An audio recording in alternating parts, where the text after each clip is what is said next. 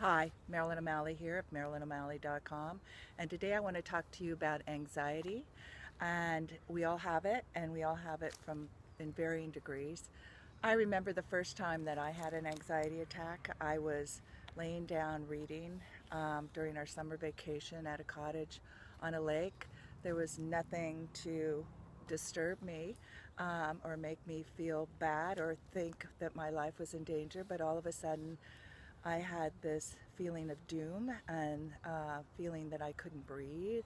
Felt like my world was getting really small, and almost like I was a caged animal. Like I had to fight for my survival. So I remember getting up and started pacing and feeling that, that anxiety, like what's happening, questioning everything that was happening. I was just like, I can breathe, but it feels like I can't breathe. And went outside, and I was outside. I'm like, am I having an asthma attack? What's going on? Having no idea what the hell was happening. And but in that moment, being scared to death and feeling like I could die and I could lose everything that meant something to me, it was an awakening. And I took that as the awakening of my life, and it's changed. And that's why I'm here today doing what I'm doing, is because I did wake up, I listened. And I think a lot of our anxiety has to do with how we're brought up, and that we are taught that not feeling is, or that we are taught that thinking is more valuable than feeling. And for those of us who are sensitives and that we feel, and that we've grown up thinking we're not enough and we're too sensitive, and that we start repressing what we're feeling, and we start thinking more about what we're feeling than actually feeling it, and we disassociate from our body. We start hanging outside of our body, and we start feeling even more disconnected from who we are. And so imagine that there's a part of you that is dying to live as you, as the authentic you, right? And so when you're having an anxiety attack, it's like, if you keep going down this road and denying who I am, I will die. I will die. And that's what I felt like, when I decided to leave my relationship, my 24-year relationship with my husband. Was like, if I continue down this road, I'm dying. I'm not living. And imagine that little girl or that little boy inside of you that is wanting to feel, is wanting to be recognized. Also, if we don't feel what's going on inside of us, we're not honoring who we are. We're not recognizing that we exist in a human body, that we're here and this is what we're feeling, and that matters, and then that's of value.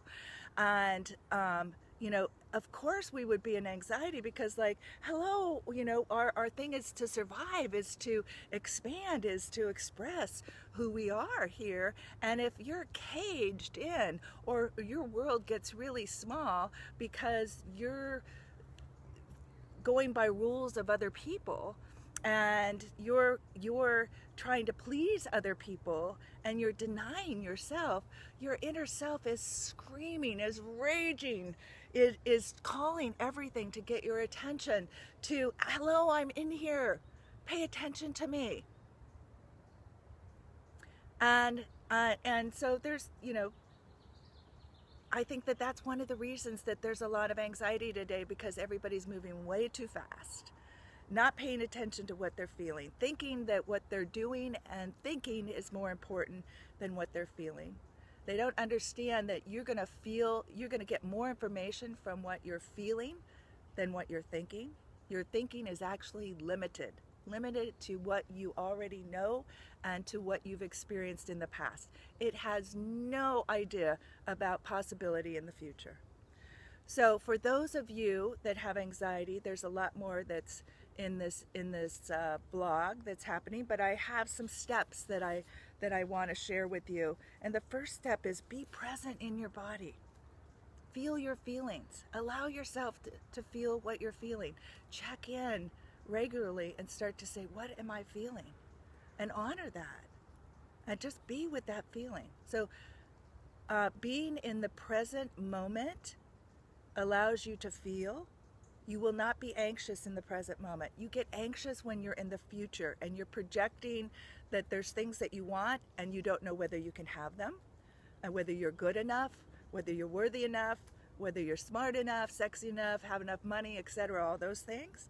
And then it's also projecting you're in the future, projecting that you can't have what you want, or all the ways that you can't have it, right? So it's like all your attention is on you can't have what you want, or that you won't get it, or all the ways that the world's not going to allow you to have it. All those reasons. That creates anxiety, great anxiety. So when you're in the present moment and in your body, you won't get anxious. All right, so second step, and all of these are written out, is make loving and accepting yourself a daily practice, right? Accept that you're feeling, love who you are, honor that you're a spiritual being in this body. Because that's the only way that you're going to learn to feel safe to be in your body. And this is where you manifest your life. This is where you make decisions. This is where you make good decisions, is when you're feeling what you're feeling. And you can have a feeling whether something's good or not, expansive or not, safe or not. And you can make decisions from there, instead of feeling spacey and crazy and out of your body and confused and making decisions from survival mode, right? That's crazy, because it just creates more craziness. But when you're in your body and loving who you are, and you care about who you are, and you make that a daily practice, that what you feel is important. It might not be exactly the right feeling, it might be a conditioned feeling or emotion that you're having, but you're with it, and then you can process it, you can move it, it will move, and your inner core self, your soul, will feel alive, will feel seen, will feel heard. Okay, so third step is stay present with whatever shows up. So whatever emotion, whatever event, stay in your body. Don't abandon yourself. A lot of us have grown up feeling abandoned, but it's really we're abandoning ourselves. It means we're not paying attention to what's going on in our body. We're not paying attention to our needs, our desires. We are making everybody else more important than us, and we're getting out of our body and thinking our mind is more important than what we're feeling. So stay loving and accepting of what is happening. It doesn't have to be right, it doesn't have to be good, but again, when you're in that place of that present moment, not abandoning yourself, feeling what's going on, addressing what's going on in the present moment, that's when you're in your power. That's when you make really good choices. And the fourth step is get comfortable with being uncomfortable, and the fact that you are going to die someday, so you can learn to live more fully and gratefully in the present moment. So what do I mean by this? Number one, anytime you're expanding and you're moving into something new in your life, a new relationship, an up level of your emotions, you're more happy, you're full of love, you get a raise, you get a job promotion, etc. All of those things require that you work with your energy, work with your body, that you are expanding your life, and you have to get comfortable with being in that unfamiliar places of having more. So know that it's going to be uncomfortable. And then the other aspect of that is understanding, like the Buddhists say, live to die. So it's like understanding we're all going to die at some time. we are all going to leave this earth and we're going to go back to where we came from. And if you really address that fact, then that fact that you're going to die won't scare you as much and get in the way of you making other choices in your life. You won't have that fear. That fear won't be so wrenching that it keeps you from living. And the whole aspect is like, live fully. So like, don't leave anything else behind. You know how they say, like, an athlete goes out and it runs that, mile, and that runner has nothing left at the end. Or that somebody that goes on stage and they just let their emotions out and they play that part, and they're exhausted at the end because they gave it everything. And that's what life wants you to do, is to do that.